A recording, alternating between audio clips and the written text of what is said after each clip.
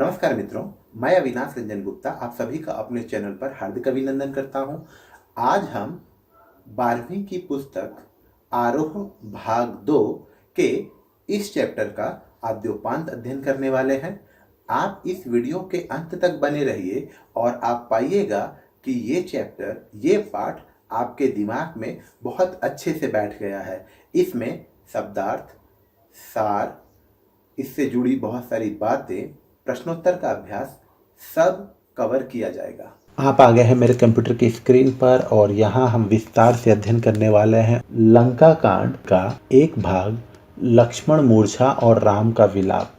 होता यह है कि राम और रावण के युद्ध में रावण के बेटे मेघनाद से लक्ष्मण की भिड़ंत होती है और मेघनाद के शक्ति से लक्ष्मण मूर्छित हो जाते हैं। लक्ष्मण में पुनः प्राण लाने के लिए, उन्हें ठीक करने के लिए वैद्य सुषेण के निर्देश से हनुमान जी द्रोणगिरि, याद रखिएगा एक पर्वत है उसका नाम है द्रोणगिरि पर्वत, जाते हैं वहाँ से संजीवनी बूटी लाने। और अपने अनुज, अपने छोटे भाई को मूर्छित देखकर राम आम मनुष्यों जैसा, आम लोगों की तरह, एक साधारण मनुष्य की तरह विलाप करने लगते हैं। इसके साथ ही मैं आपको गोस्वामी तुलसीदास जी द्वारा विरचित रामचरितमानस के बारे में एक बात और बता देना उचित समझता हूँ कि रामचरितमानस में कुल 7 कांड हैं। पहला बाल कांड, दूसरा अयोध्या कांड, तीसरा अरण्य कांड, चौथा किष्किंधा कांड, पांचवा सुंदर कांड, छठवां लंका कांड और अंतिम उत्तर कांड। इस पाठ का उद्देश्य, लर्निंग आउटकम्स। इस पाठ को पढ़ने के बाद आप राम लक्ष्मण के भ्रातृ प्रेम को समझ सकेंगे या भ्रातृ प्रेम का ज्ञान आपको हो जाएगा। अवधि के शब्दों का ज्ञान होगा। अवधि के शब्दों का ज्ञान आपको इसलिए होगा क्योंकि रामचरितमानस की रचना तुलसीदास ने अवधी भाषा अर्थात अयोध्या, उत्तर प्रदेश के अयोध्या में जो भाषा बोली जाती है उसमें किया है, इसीलिए अवधी शब्दों का ज्ञान आपका बढ़ेगा। राम की महिमा का अद्भुत सौंदर्य, राम के भक्त राम की महिमा से परिचित हैं। आपको इन पंक्तियों में, इस काव्य में, इस कविता में राम की महिमा का अद्भुत सौंदर्य देखने को मिलेगा। अलंकारों का आपको ज्ञान होगा और साथ ही साथ 3 प्रकार के छंद जैसे दोहा, सोरठा और चौपाई का ज्ञान आपको प्राप्त होगा। कवि परिचय। तुलसीदास जी के बारे में कुछ भी कहना सूरज को दिया दिखाने के बराबर है, लेकिन फिर भी मैं अपने दोनों हाथ उठाता हूँ और ये स्वीकार करता हूँ कि तुलसीदास हिंदी साहित्य जगत की श्रेष्ठतम विभूति है और उनके बारे में मैं बताकर उनकी अवहेलना ही कर रहा हूँ, क्योंकि कोई भी साहित्य जगत में, खास करके हिंदी साहित्य जगत में ऐसा नहीं होगा जिन्हें तुलसीदास जी के बारे में पता ना हो। तुलसीदास जी का जन्म 1532 में बांदा, उत्तर प्रदेश जिले के राजापुर गांव में माना जाता है और इनका निधन 1623 में काशी में हुआ। तुलसीदास जी के बारे में कहा जाता है कि कविता कर तुलसी न लसे, कविता लसी पा तुलसी की कला, अर्थात कविताओं का लेखन करके तुलसीदास जी फेमस नहीं हुए, बल्कि तुलसीदास जी ने कविताएं लिखी इसलिए कविता फेमस हुई, न कि तुलसीदास। और किसी के बारे में ऐसा कहना ये दर्शाता है कि वो अपने युग के एक महान राइटर या कवि या लेखक रह चुके होंगे, जो केवल तुलसीदास जी के बारे में कहा जाता है। अगर आप इनके व्यक्तित्व और कृतित्व के बारे में विस्तार से पढ़ना चाहते हैं तो वीडियो को पॉज करके आप पढ़ सकते हैं। अभी हम लोग छंदों की तरफ बढ़ते हैं। सबसे पहले दोहा छंद की व्याख्या। दोहा जिसे अंग्रेजी में कपलेट्स कहते हैं वो क्या है? तो देखिए, दोहा अर्ध सम मात्रिक छंद है। मात्रिक अर्थात मात्रा के आधार पर इस छंद का निर्धारण किया जाता है, तो ये मात्रिक छंद है।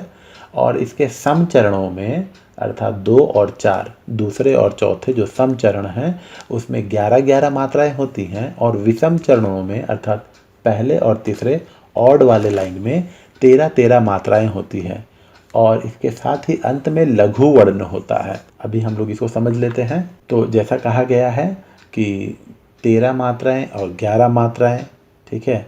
तो सम चरणों में तो देखिए दूसरे और चौथे में 11-11 मात्राएं होंगी और पहले और तीसरे में 13-13। तो ये पहली वाली मात्रा है। तो अब हम लोग इसको देख लेते हैं, लेकिन आप सबसे पहले देखिए कि ये लघु क्या होता है और गुरु क्या होता है। तो अ ई उ ये जिसमें रहेंगे वो लघु, और इसके अलावा जितनी भी मात्राएं आती है वो सब गुरु। इसके लिए, इन सब के लिए एक काउंट किया जाता है, और गुरु जैसे आ हो गया, ये हो गया, ये ऊ है, ए इन सब के लिए 2 काउंट किया जाता है। ठीक है, तो अब हम लोग यहाँ देखते हैं 1 2 3, इसमें 2 है तो 4 5 और इसमें एक 6, क्योंकि इसमें हम लोग 2 ले लिए हैं तो ये 6 7 8, ये 2 है तो यहाँ हो जाएगा 10, और ये 11, और ये हुआ 12, और ये हुआ 13। तो कंडीशन फिलअप हो रही है। ये देखिए कि पहले और तीसरे में 13-13 मात्राएं, तो 13 मात्राएं आ गई। अब ये तो विषम था, अब सम में आते हैं। 2, क्योंकि ऐ की मात्रा है, देखिए 2 3 4 5, इसको 2 लिया जाएगा और इसको 2, क्योंकि ऐ की मात्रा है, ऊ की मात्रा है। 5, इसके लिए भी 2 7 8 9 10 11। तो देखिए पहले में हो गया आपका 13 और इसमें हो गया 11, मतलब विषम ऑड में 1 और 3 में आपको मिलेगा 13-13, सम 2 और 4 में मिलेगा आपको 11-11। यहाँ भी देख लेते हैं 1 2 3 4, इसको 2 लेंगे, 6 7 8, इसको 2 लेंगे, 10 11 12 13। देखिए हो गया 13। अब इसको देखते हैं 11 हो रहा है या नहीं। 1 2 3, एक ही मात्रा है तो इसको 2 लेंगे और इसको भी 2 लेंगे, तो ये हो गया 5 7 8 9 10 11, ये हो गया 11। तो इस तरीके से दोनों चरणों को मिलाकर 48 मात्राएं होंगी। और अंत में देखिए लघु है। लघु कहने का मतलब अ ई या उ वाले ही मात्रा होंगे, और इन दोनों के अंत में राइमिंग भी बनेगी, तुरंत हनुमंत। तो यह है दोहा छंद की व्याख्या। याद रखिएगा दोहा छंद में 2 लाइनें होती हैं, सम में 11-11, विषम में 13-13। पहली पंक्ति को मिला देंगे तो 24, दूसरी पंक्ति को मिला देंगे 24, कुल 48 मात्राएं होंगी। अंत में दोनों पंक्तियों में राइमिंग बैठेगी और लघु वर्ण होगा। इसे अंग्रेजी में कपलेट्स कहते हैं। दूसरा देखते हैं सोरठा छंद की व्याख्या। दोहे को अगर आप ठीक उलट देंगे तो वो सोरठा बन जाएगा। जैसे उसमें हम लोगों को पहले और तीसरे में मिला था 13-13, इसमें दूसरे और चौथे में मिलेगा 13-13। ठीक है, और इसके विपरीत क्या होगा कि इसमें अंत्यानुप्रास नहीं होता। जैसे उसमें तुरंत और हनुमंत, जैसे यहाँ पर देखिए तुरंत और हनुमंत राइमिंग है, उसके यहाँ राइमिंग ना होकर इस तरफ राइमिंग होती है। तो हम लोग देख लेते हैं दूसरे और चौथे अंत्यानुप्रास विषम चरणों में तुक होती है। जैसे देखिए कान और हनुमान, यहाँ आपको राइमिंग मिल गई। ठीक है, और अगर आप काउंट करना चाहें तो कर सकते हैं। 1 2 3 4 5 6 7 8 9 10 और 1 11। और यहाँ देख लीजिए फिर 1 2 3 4 5 6 7 8 9 10 11, कहाँ गया 10 11 12 13, हो गया 13। ऐसे ही होगा यहाँ पर भी 2 3 4 5 6 7 8 9 10 11।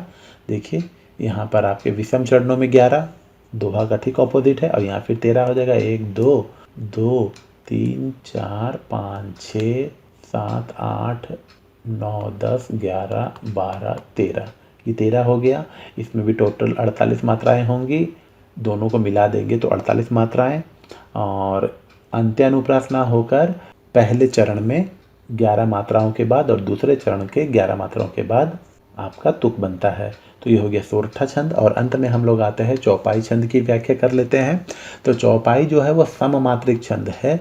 यह 4 पंक्तियों का होता है, जिसकी प्रत्येक पंक्ति में 16-16 मात्राएं होती है, और अंत में गुरु वर्ण का होना अनिवार्य होता है। और अगर आपने रामचरितमानस में तो है ही, अगर आपने हनुमान चालीसा सुना होगा तो हनुमान चालीसा चौपाई छंद का सबसे बेस्ट एग्जाम्पल है। अगर आपसे कभी किसी ने पूछा कि चौपाई छंद का एक एग्जाम्पल दीजिए तो आप हनुमान चालीसा के जितने भी चौपाई है उसको गा दीजिएगा। ये देखिए चौपाई छंद है, 16 मात्राएं होंगी। तो 1 3 5 6 7 8 सॉरी 7 8 9 10 11 12 13 14 15 16, ये देखिए 16 हो गया। तो ये 16 होगा ही होगा चौपाई छंद में। तो चौपाई छंद की व्याख्या भी हम लोगों ने कर ली। अब हम लोग ये पाठ को शुरू करते हैं। सबसे पहले हम लोग जो भी पढ़ने वाले हैं उसके कठिन अर्थ कुछ इस प्रकार हैं, आप देख लीजिए। हम लोग ये दोहा से शुरू करेंगे। ये दोहा है और इसके कठिन अर्थ कुछ इस प्रकार है। आप वीडियो को पॉज करके इस कठिन शब्दों के सरल अर्थ देख सकते हैं। ये रहा दोहा।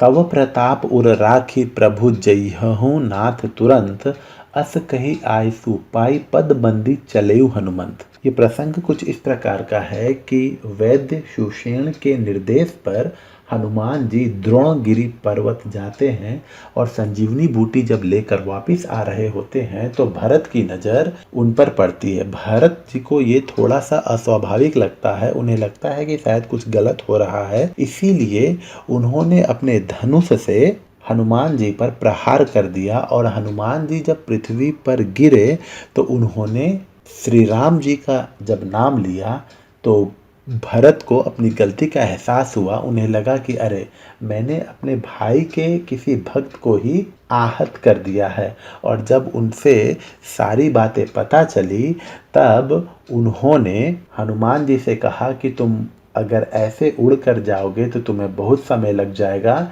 इसीलिए तुम मेरे वाण पर बैठकर चले जाओ ताकि तुम शीघ्र ही वहाँ पर पहुँच सकते हो। तो जब वो जा रहे थे तो जाते जाते वो भरत जी के आशीर्वचन प्राप्त करते हैं, आशीर्वाद प्राप्त करते हैं और अपनी यात्रा वहाँ से शुरू करते हैं।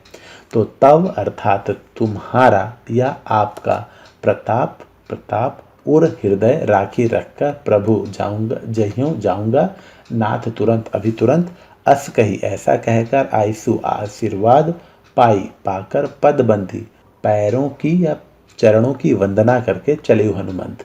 मतलब हनुमान जी भरत जी के प्रताप को अपने हृदय में रख कर कहते हैं कि अब मैं तुरंत ही प्रभु के पास पहुंच जाऊंगा। ऐसा कहकर वो भरत जी का आशीर्वाद प्राप्त करते हैं, उनके चरणों की वंदना करते हैं और हनुमान जी लंका की ओर चल पड़ते हैं। भरत बाहु बल सील गुण प्रभु पद प्रीति अपार, मन महु जात सराहत पुनि पुनि पवन कुमार। और जब वो जा रहे होते हैं तो भरत जी के बाहुबल, बाहुबल अर्थात उनके भुजाओं की शक्ति, सील अर्थात आचरण, गुण उनके गुणों और प्रभु पद प्रीति अपार अर्थात श्री राम के चरणों के लिए जो अथाह स्नेह भरत जी के हृदय में है, उनकी अपने मन में सराहना करते करते, बार बार सराहना करते करते पवन कुमार अर्थात हनुमान जी अपनी यात्रा करते हैं और लंका पहुंचते हैं। अभी जो हम लोग पढ़ने वाले हैं ये उसके वर्ड मीनिंग्स है, आप इसे पॉज करके भी देख सकते हैं। ये चौपाई है। उहाँ राम लक्ष्मणी ही निहारी, बोले बचन मनुज अनुसारी। उहाँ, उहाँ कहाँ? उहाँ कहने का मतलब हुआ लंका के मैदान में जहाँ लक्ष्मण मेघनाद की शक्ति से मूर्छित हो गए हैं, वहाँ पर राम अपने अनुज अपने छोटे भाई को देखकर बिलख रहे हैं और साधारण मनुष्यों की तरह बोल रहे हैं। क्या कह रहे हैं? अर्ध रात गई कपि नहीं आयु। कपि यहाँ हनुमान जी के लिए यूज हुआ है। आधी रात बीत गई लेकिन हनुमान जी अभी तक नहीं आए। और सुषेण के निर्देशानुसार अगर सूर्योदय से पहले लक्ष्मण जी को संजीवनी बूटी नहीं दी गई तो उनके प्राण नहीं बचेंगे। इसलिए राम जी थोड़े ज़्यादा ही व्याकुल हो रहे थे और कह रहे थे कि आधी रात बीत गई है लेकिन अभी तक हनुमान जी नहीं आए। राम उठाई अनुज उर लाययु। राम ऐसा कहते हैं और अनुज अर्थात अपने छोटे भाई को हृदय के पास लाकर उनसे कुछ बातें करने लगते हैं। सकहु न दुखित देखू मोहि काऊ। हे भाई, हे अनुज, हे तात, तुम तो मुझे किसी भी तरीके से दुखी नहीं देख सकते थे। बंधु सदा तव मृदुल स्वभाव। तव अर्थात तुम्हारा, हे भाई, तुम्हारा तो हमेशा से मधुर स्वभाव था। तुम तो मुझे कभी दुखी नहीं देख सकते थे। तुमने तो मम हित लागी तजेहु पितु माता। मेरे हित के लिए, मेरे भले के लिए तुमने अपने माता पिता का त्याग कर दिया और मेरे साथ वन को आ गए। सहेहु विपिन हिम आतप बाता। और तुम जब मेरे साथ वन में आ गए, विपिन अर्थात जंगल, तो तुमने जंगल के हिम अर्थात शीत को झेला, आतप अर्थात गर्मी को झेला, बाता अर्थात आंधी तूफान को झेला मेरे लिए। सो अनुराग कहाँ अब भाई, अब तुम्हारा वो प्रेम कहाँ गया। उठहु ना सुनी मम बिच बिकलाई। और तुम मेरे रोते स्वर को, करुण स्वर को, मेरे व्याकुल स्वर को भी सुनकर, मेरे रोते हुए वचनों को सुनकर भी तुम क्यों नहीं उठ रहे हो। जो जनतेऊ बन बंधु बिछोहु। अगर मैं जानता कि वन में अर्थात जंगल में, वन में अपने भाई से बिछड़ जाऊंगा, पितु बचन मनतेऊ नहीं ओहूँ, तो मैं पिता के वचनों का पालन नहीं करता। अर्थात पिता ने जो वचन माता द्रौपदी को दिया था और उसके पालन के लिए मुझे 14 वर्षों का वनवास करना था, मैं उन वचनों का पालन भी नहीं करता अगर मैं जानता कि मैं जंगल में तुमसे बिछड़ जाऊंगा। बढ़ते हैं अगले पंक्तियों की वर्ड मीनिंग की ओर। ये है अगले पंक्तियों का वर्ड मीनिंग। आप इस वीडियो को पॉज करके इस वर्ड मीनिंग को देख सकते हैं। ये चौपाइयाँ कुछ इस प्रकार हैं। सूत बीत नारी भवन परिवारा। सूत अर्थात बेटा, बीत अर्थात धन, नारी अर्थात पत्नी, भवन अर्थात घर, परिवार अर्थात परिवार। होही जाही जग बार ही बारा। ये जग में बार बार मिल सकते हैं। अस बिचारी जियह जागहूँ ताता। अब ये विचार करके तो कम से कम जाग जाओ मेरे अनुज, मेरे भाई। मिलई न जगत सहोदर भ्राता। लेकिन इस दुनिया में सहोदर भ्राता, सगा भाई फिर दोबारा कभी नहीं मिल सकता। जथा पंख बिनु खग अति दीना। जिस प्रकार पंख के बिना चिड़ियाँ, पक्षी अति दीनहीन हो जाते हैं। मणि बिनु फनी करीबर करहीना। मणि के बिना, मणि अर्थात मणि, मणि के बिना सांप और सूंड के बिना हाथी बिल्कुल दीनहीन, लाचार, बेबस और मजबूर हो जाते हैं। अस मम जीवन बंधु बिनु तो ही। मेरा जीवन भी हे भाई तुम्हारे बिना ऐसा ही हो जाएगा। जौ जड़ देव जीवा है मोही। अगर भाग्य ने मुझे जीवित रखा तो जइहूँ अवध कवन मुँह लाई। मैं कौन सा मुँह लेकर अवध जाऊंगा। अर्थात 14 वर्षों का वनवास पूरा होने को है, मुझे अयोध्या जाना है, तो मैं कौन सा मुँह लेकर अयोध्या जाऊंगा। नारी हेतु प्रिय भाई गवाई। लोग यही कहेंगे कि देखो ना, नारी के लिए, अपनी पत्नी के लिए अपने प्रिय भाई को गंवा दिया। बरु अपजस सहतेऊ जग माही। बरु भले ही मैं इस दुनिया में अपयस सहूँ, लेकिन नारी हानि विशेष क्षति नाही। पत्नी चली जाती है तो चली जाए, वो कोई विशेष क्षति, विशेष हानि नहीं है, लेकिन भाई नहीं जाना चाहिए। अगली चौपाइयों का जो वर्ड मीनिंग है वो कुछ इस प्रकार है, आप देखिए। अब अपलोकु सोकु सुत तोरा। अब मुझे अपयश का भी सामना करना पड़ेगा कि मैंने अपनी प्रिय पत्नी को भी खो दिया और अपने प्रिय भाई को भी खो दिया। सही ही निठुर कठोर उर्मोरा, मेरा कठोर हृदय कैसे ये दोनों अपयस सह पाएगा। निज जननी के एक कुमारा, तुम अपनी माता के एक ही संतान हो। तात तासु तुम प्राण आधारा, हे भाई तुम तो उनके प्राणों के आधार हो। सौंपे सी मोही तुम ही गही पानी, तुम्हारी माता ने तुम्हारी कस्टडी तुम्हें मुझे सौंपा था। तुम्हारा हाथ मेरे हाथ में इसलिए दिया था कि उन्हें पता था सब विधि सुखद परम हित जानी। उन्हें पता था कि लक्ष्मण अपने बड़े भाई के सानिध्य में रहेगा तो हमेशा सुरक्षित और सुखी रहेगा। उतरु काह देहहूँ तेहि जाई, उतरु उत्तर, मैं वहां जाकर उन्हें क्या उत्तर दूंगा। उठी किन मोहि सिखावहु भाई, उठो और मुझे ये बताओ कि मैं अयोध्या जाऊंगा तो तुम्हारी माँ को क्या उत्तर दूंगा। बहु विधि सोचत सोच विमोचन, तरह तरह से सोच सोच कर विमोचन, कष्टों को दूर करने वाले श्री राम तरह तरह से सोच रहे हैं। स्रवत सलील राजीव दल लोचन, और उनकी आंखों से, कमल रूपी आंखों से अश्रुधारा प्रवाहित हो रही है। उमा एक अखंड रघुराई, शिव जी ये कथा पार्वती जी को सुना रहे हैं और कहते हैं कि उमा, हे पार्वती देखो, एक अखंड रघुराई, विष्णु के अवतार श्री राम एक अखंड व्यक्ति हैं, लेकिन भक्तों के लिए नरगति भगत कृपाल दिखाई, लेकिन भक्तों के लिए वो आम व्यक्ति, एक साधारण व्यक्ति की तरह विलाप कर रहे हैं, प्रलाप कर रहे हैं।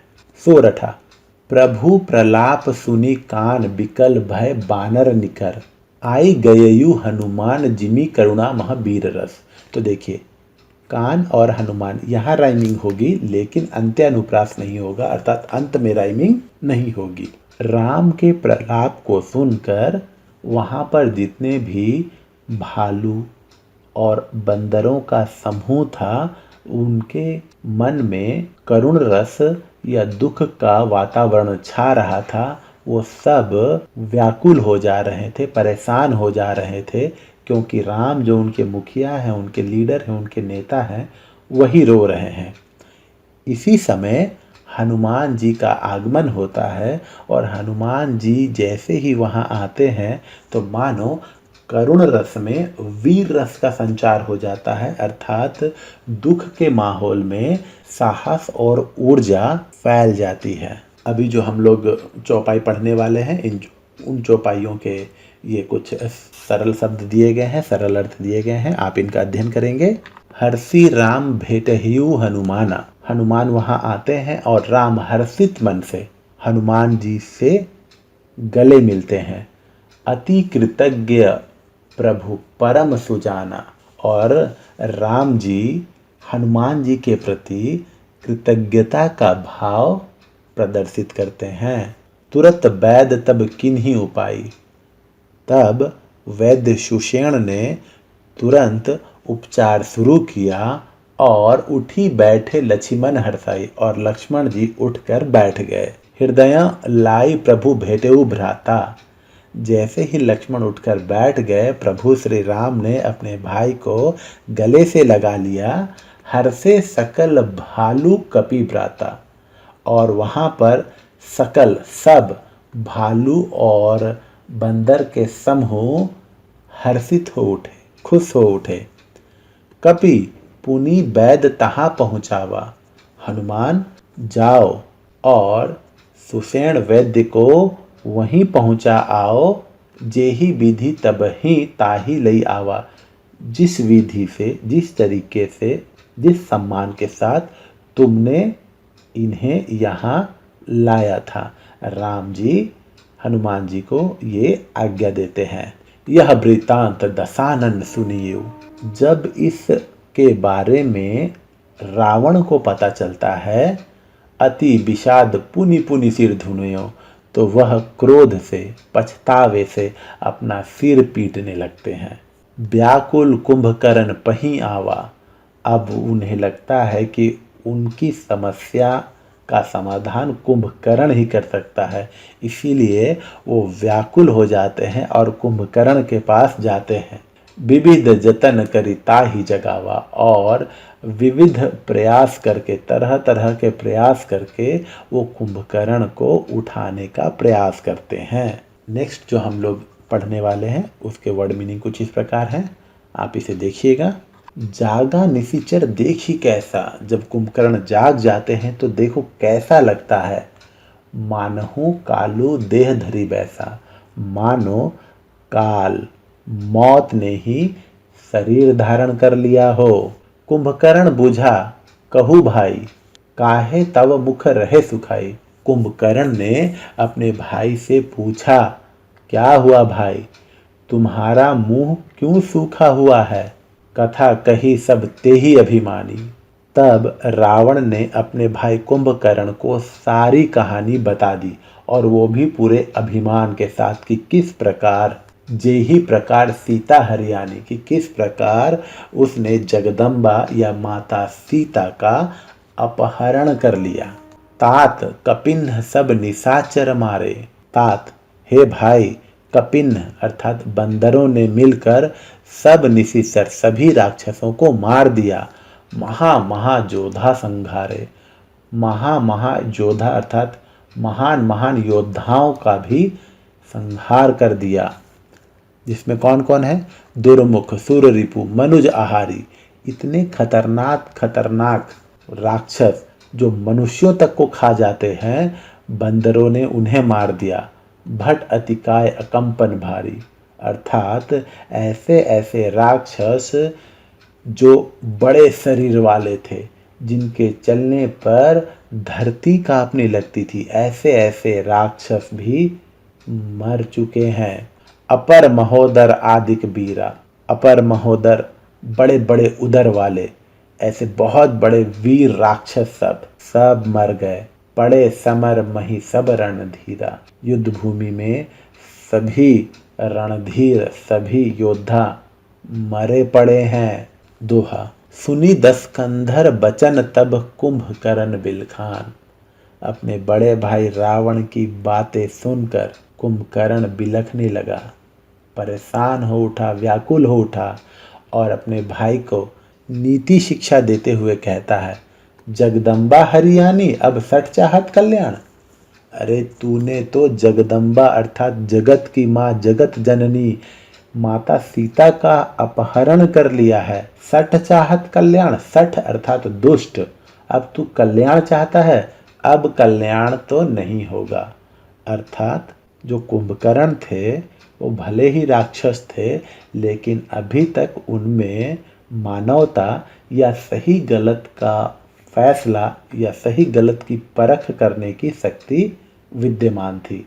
लेकिन फिर भी राम के हाथों मृत्यु पाकर ये मोक्ष की प्राप्ति चाहते थे, और दूसरी तरफ अपने भाई के वचनों का पालन करने के लिए ये युद्ध भूमि में जाते हैं और वीर गति को प्राप्त होते हैं। मम हित लागी तजेहु पितु माता, सहेहु विपिन हिम आतप बाता। जो जनतेहु बन बंधु बिचोहु, पितु बचन बनतेहु नहीं ओहु। इसका क्या अर्थ है? हम लोगों ने देखा कि लक्ष्मण जी मूर्छित हो चुके हैं और ये कहते हैं कि अरे तुमने तो मेरे लिए अपने माता पिता का त्याग कर दिया, जंगल के सर्दी गर्मी आंधी तूफान को झेला, अब तुमने मेरे लिए इतना किया, लेकिन अगर मुझे पता होता कि मैं जंगल में जाऊंगा तो तुमसे बिछड़ जाऊंगा, तो मैं पिता के वचनों का पालन नहीं करता। और ये वाला क्या हुआ, जथा पंख बिनु खग अति दीना। राम जी कहते हैं कि जिस प्रकार पंख के बिना चिड़िया या पक्षी का कोई महत्व नहीं, मणि के बिना सांप का कोई महत्व नहीं, और सूंड के बिना हाथी का कोई महत्व नहीं, उसी प्रकार हे बंधु, हे तात, हे अनुज, हे भाई, अगर तुम नहीं रहोगे तो मेरे जीवन का भी कोई महत्व नहीं।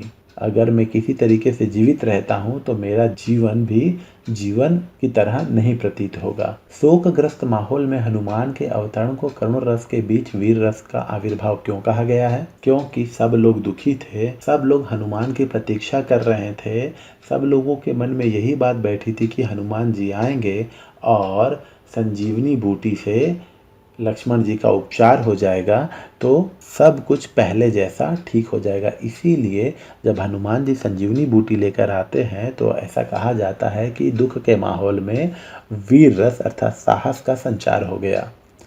कुंभकर्ण के व्यक्तित्व पर प्रकाश डालिए। हालांकि कुंभकर्ण राक्षस था या ब्राह्मण होते हुए भी वो राक्षस था, लेकिन उसमें मानवता थी। वो सही और गलत की परख कर सकता था और इसीलिए वो अपने भाई को सठ कहता है, दुष्ट कहता है और कहता है कि तुमने जगत माता जगत जननी माता सीता का अपहरण कर लिया है और तुम अपना कल्याण चाहते हो। तुलसीदास के नारी संबंधी विचार पर आलोकपात कीजिए। तुलसीदास जी का मानना था कि नारी जो है वो बार बार हो सकती है, लेकिन सहोदर भ्राता बार बार नहीं मिल सकता। तुलसीदास जी का मानना था कि नारी उतनी महत्वपूर्ण वस्तु नहीं है, नारी को वो ज़्यादा महत्व नहीं देते थे, तवज्जो नहीं देते थे। उम्मीद करता हूँ आपको ये वीडियो अच्छा लगा होगा। आप इस वीडियो के डिस्क्रिप्शन में इस पाठ का टेक्स्ट और इस पाठ के प्रश्नोत्तर पा सकते हैं। धन्यवाद।